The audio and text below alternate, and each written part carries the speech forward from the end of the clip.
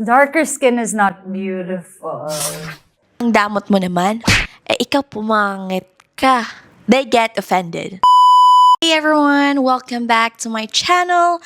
I'm Dee and today we are diving into part 2 of our series on toxic Filipino traits. This one is a bit heavier, not because we're trying to bash our own people, but because this is about accountability, right?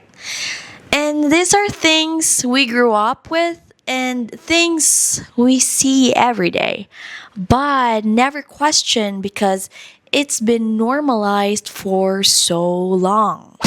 Today, we're going to talk about 5 deep-rooted toxic traits. Our culture around borrowing money, Filipino beauty standards, how we judge tattoos, how we shame people without a college degree, and the big one, the body shaming. So let's unpack each one, and one truth at a time. Let's start with something we all know too well, and probably experienced firsthand. The toxic Filipino culture around utang or borrowing money. So, in our culture, helping others financially is a normal thing. And we call it malasakit, where we are raised to help family, friends, and even kapitbahay, even if we're not in the best place ourselves. You expect them to keep their word. But guess what? They're gonna ghost you. However, the thing is, people take advantage of it. So you're going to lend money to someone, sometimes out of pity, sometimes out of guilt. They'll just read your messages. They're going to ignore your calls. They're going to post stories online like everything is fine while you are here stressing how to bring up your freaking money without sounding rude. And when you finally get the courage to follow up, you become the villain. You become the bad person. And suddenly you're gonna hear, ang damot mo naman. Malaki na ulo mo kasi may pera ka na. Wala kang puso. Kapamilya mo pa yan. Watch this clip. Ay, bago yan, yung relo mo. Ay, oo. Ganda eh, no? 3 gives lang yan. Pang mayaman. Bes, baka naman pwede ka magbigay kahit 1 give lang dun sa pang-upa, kuryente, tsaka tubig para naman mabawasan yung utang mo. Maniningil ka pa talaga.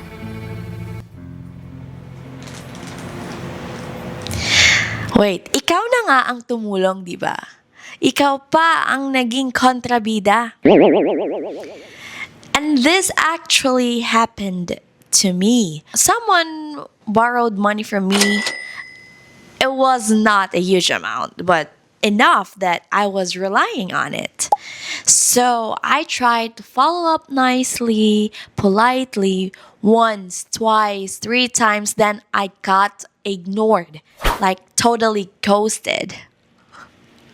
And what's even worse, she had the audacity to get mad because I followed up. It got to the point where ako pa yung nahihiya to bring it up.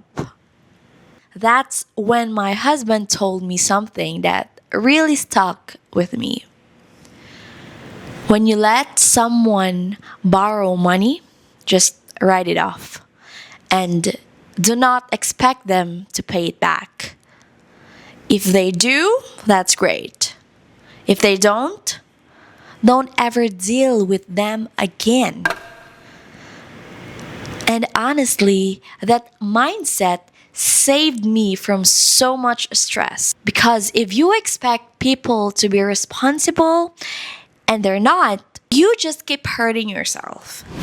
And let us be real, there are people who are gonna message you out of nowhere. Uy, pautang kahit 2K lang. Kahit maliit lang, balik ko agad next week. But you and I both know that next week never comes. The worst part is that some of them are not even close to you. Your old classmates, your old distant friends, distant relatives. And there's the silent expectation that just because you're doing okay, you owe them. You're not. You don't owe them anything. But what they don't know is you might be struggling too. You're just not showing it online and you're just not talking about it. And that's where we draw the line.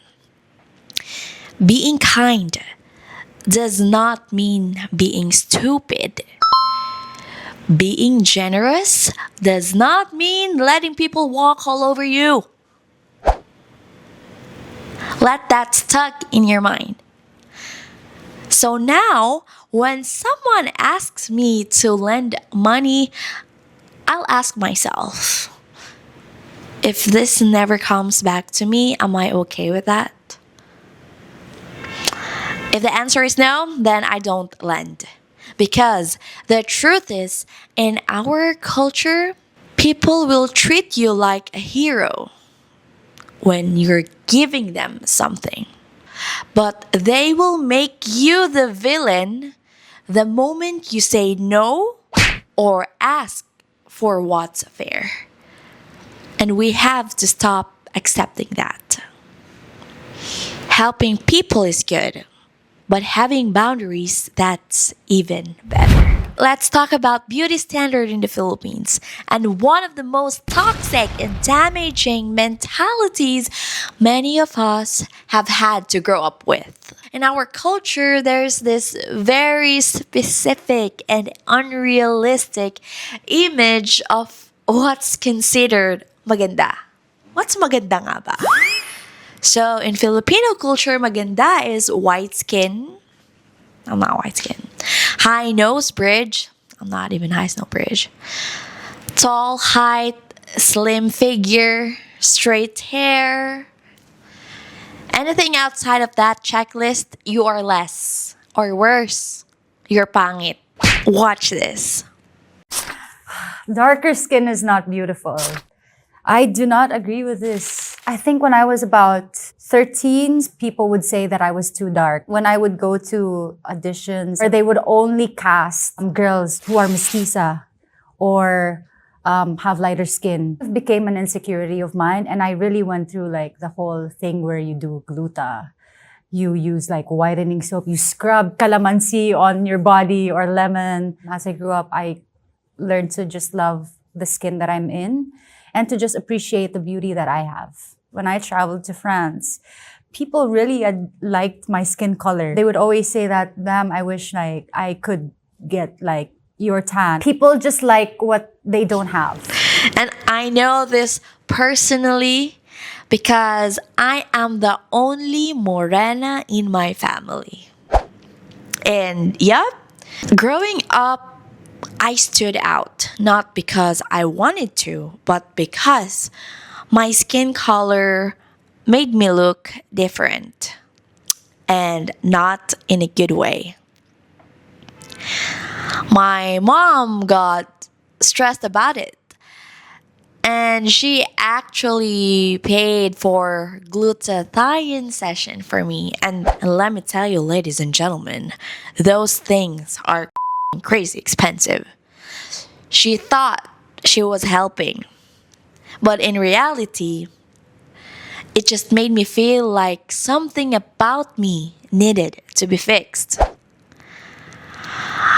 I was not even allowed to go to the beach or enjoy being under the sun because God forbid I get darker or go back to my original color, which is me being morena.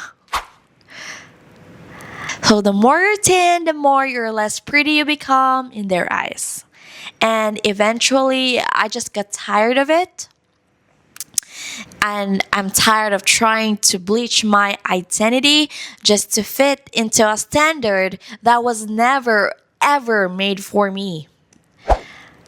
But then something interesting happened. I moved to an Arab country, and suddenly everything changed. People there love my skin. They loved my features, my face, my complexion. And they would say things like, Wallah, Habibti, you're beautiful. I love your color. Wallah, your skin is glowing. And I thought to myself, wait, is this real? Have I been made to feel ugly for nothing? And then it hit me. Maybe I was not ugly. Maybe I was just in the wrong country.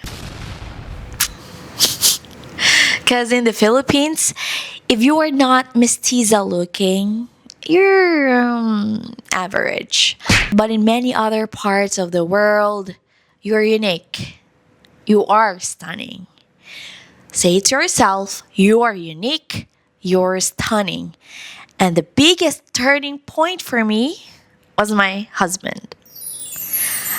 He never once made me feel like I had to change, even if sometimes I wanted to. And in fact, he celebrates the real me. He always makes me feel beautiful, whether I'm barefaced, sun-kissed, or just in my pajamas. With him, I can go to the beach, I can jump into the pool, I can get tanned without fear.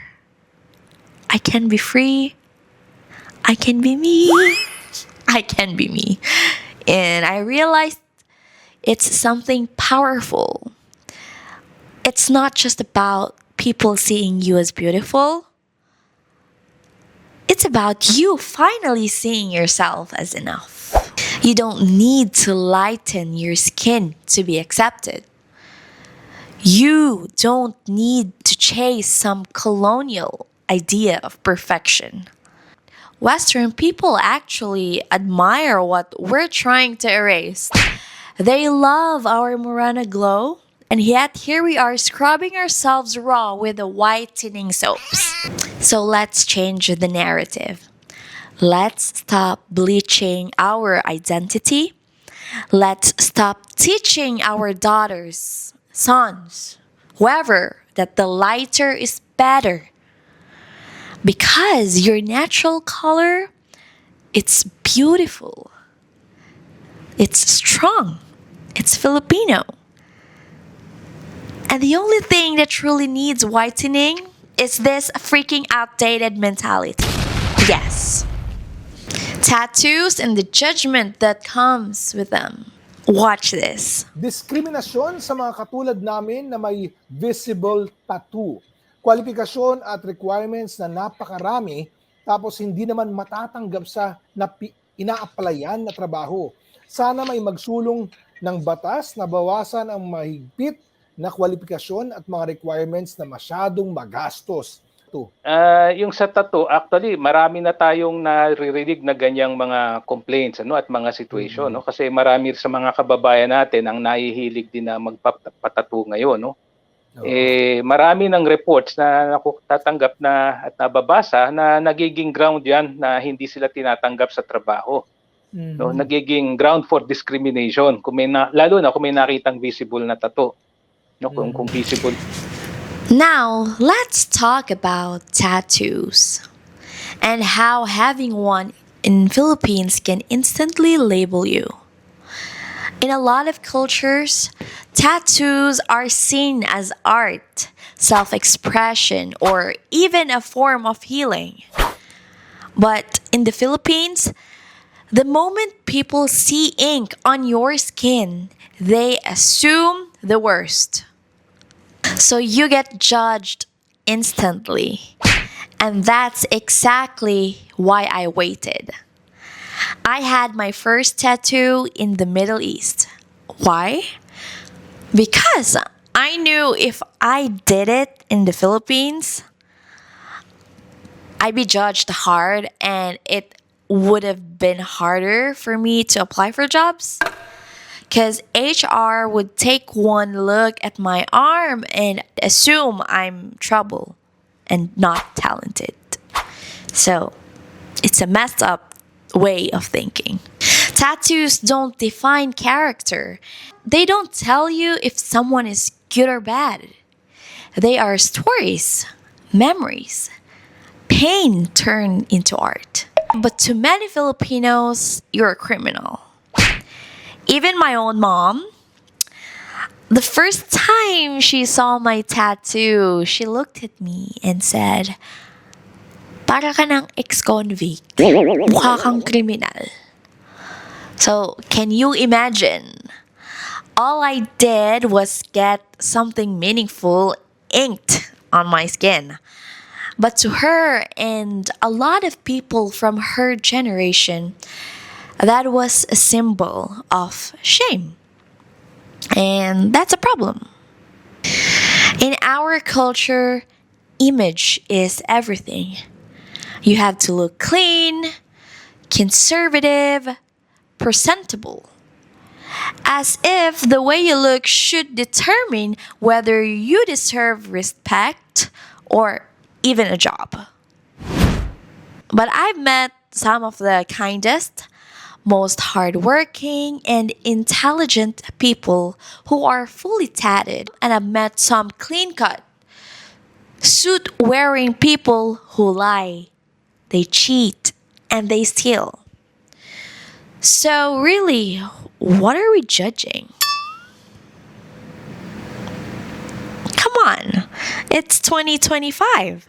And yet, we still think tattoos are signs of rebellion and not expression. We still think ink makes someone unprofessional or less trustworthy. We need to change that mindset because it is very outdated and unfair. What is it like being a Filipina girl with all the tattoos that you have? I kind of like got used to it, but still I get a lot of looks, especially like they find out that I'm actually Filipino, not a foreign Filipino. Especially for women, they think that we don't have many manners or we're dirty. I've heard a grandma said that, oh, she ruined her body, like she's a woman, why is she doing that to herself? She looked dirty and uneducated. A lot of men kind of like are only attracted to me because they fetishize this women or Asian women that have tattoos. A lot of like older generation told me that I will never get a husband because I have tattoos. Do you think like the younger generation is starting to change the mindset of tattoos because it's becoming more popular? So a lot of like younger people nowadays don't see tattoo as a bad thing, which is really great. And also older generation starting to kind of accept a little bit. As long as they figure out who you are, doesn't mean it's a bad thing. It's an expression of yourself. And also at the same time, if it's not hurting nobody, why not, right? Tattoos are not the problem. Judgment is. And if we want to grow as a society, we need to learn to look beyond skin, literally. And here's another toxic Filipino mindset we really need to unlearn. If you didn't finish college or if you don't speak a perfect English, then you don't deserve respect. In the Philippines, everything revolves around a degree. From childhood, we are told, pag di ka nagtapos, wala kang mararating sa buhay. But here's what nobody tells you. So many college graduates today are working jobs that have nothing to do with their degrees. You'll see engineering grads working in call centers, education majors working in retail, nursing grads becoming virtual assistants or OFWs. And guess what? There's nothing wrong with that. Because nowadays, it's not about your degree anymore. It's about your skills. What can you actually do? Can you solve problems? Can you communicate well? Can you handle pressure? It's all about what you bring to the table, not what's written on your diploma. On top of that, pressure to graduate. We also deal with this weird obsession with speaking perfect English. If your grammar is off or your pronunciation is not social enough, they'll make fun of you. Napaka-jejemon mo. Ano daw sabi mo? Barok magsalita. Here's what I've learned living abroad.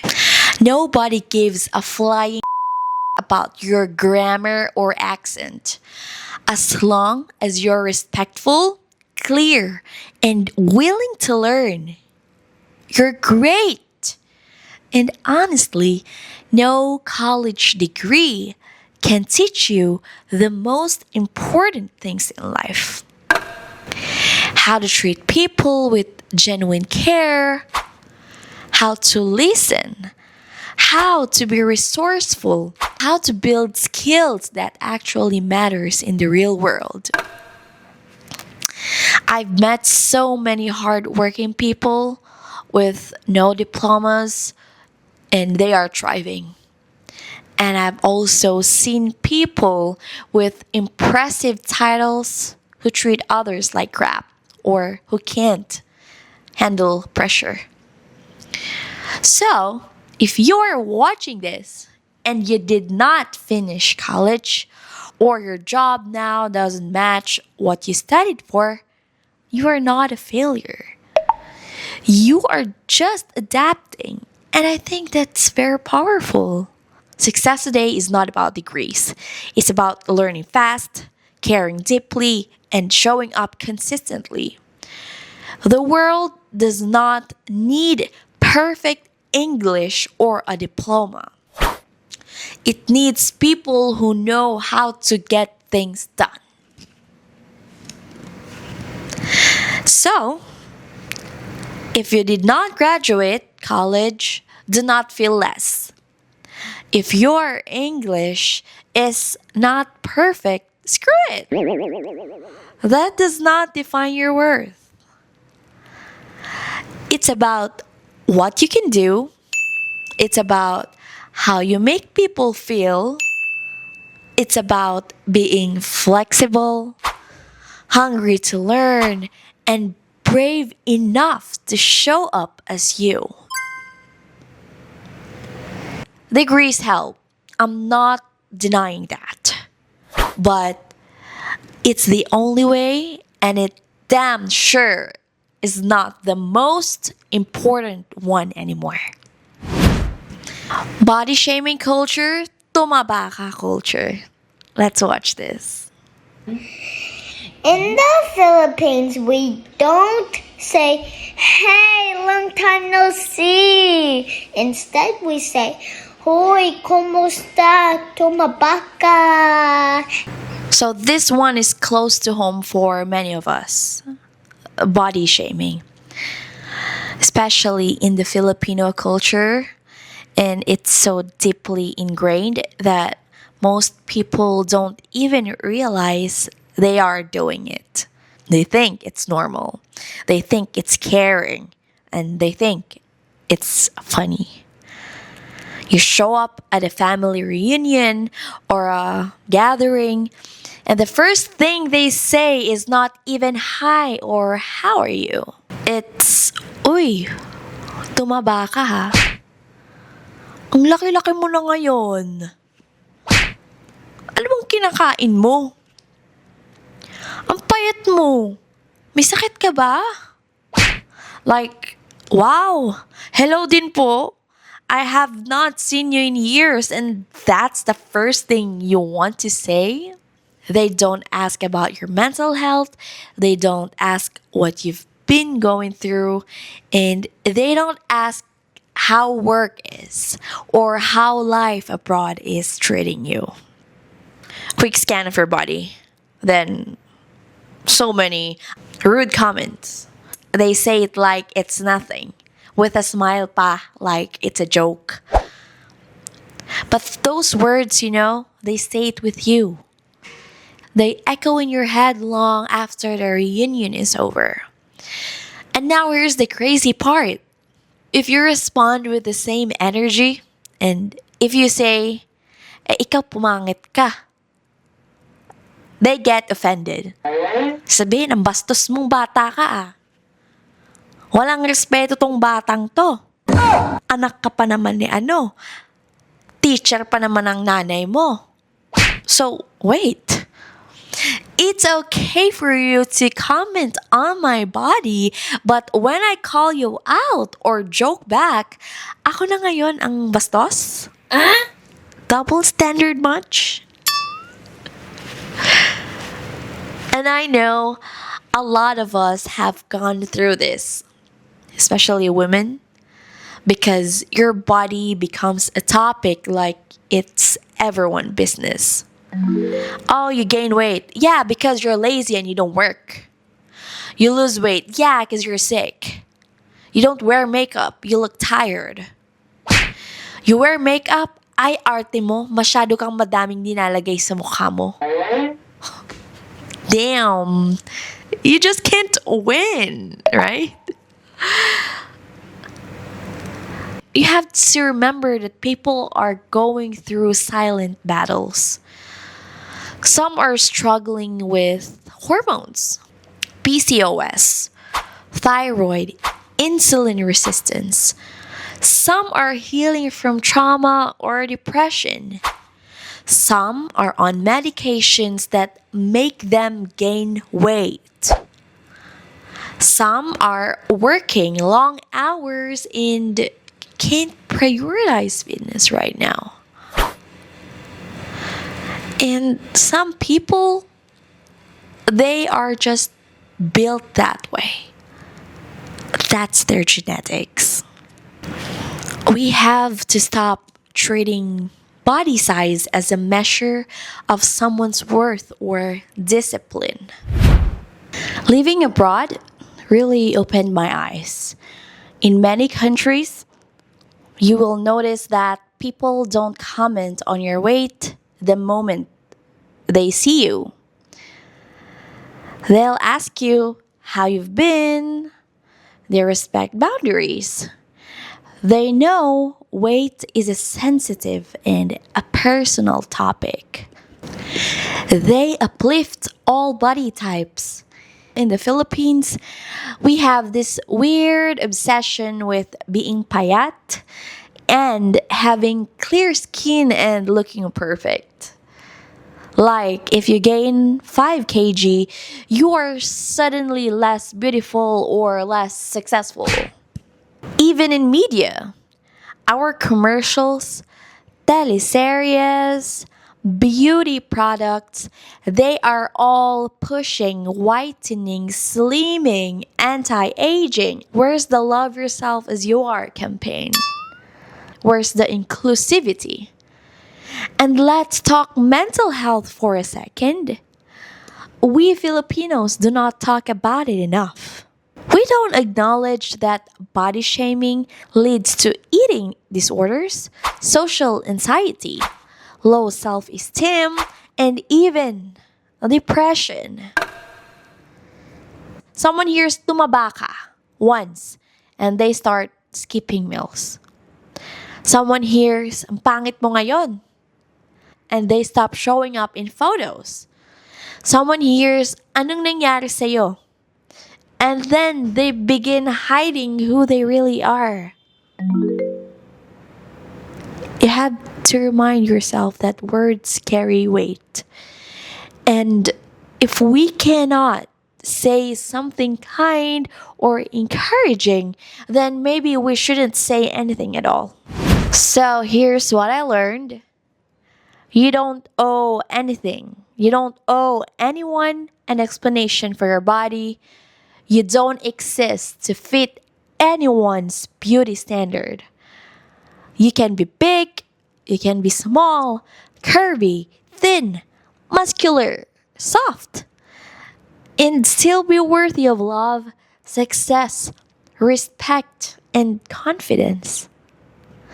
So let's stop making jokes out of people's insecurities. I hope we can teach the next generation to compliment character over curves, effort over weight, and kindness over appearance. And to every tumabaka, let's start replying with, masaya ako. That's all that matters. Because your joy, your health, your growth, they matter more than your waistline ever will. At the end of the day, this podcast is not about hating our culture. I think it's about healing from it. I am not here to cancel being a Filipino. I am here to challenge the parts of it that hurt us, the mindset that limit us, the traditions that no longer serve us, the normal that needs to be questioned. Because how can we grow if we don't talk about the ugly side too, right?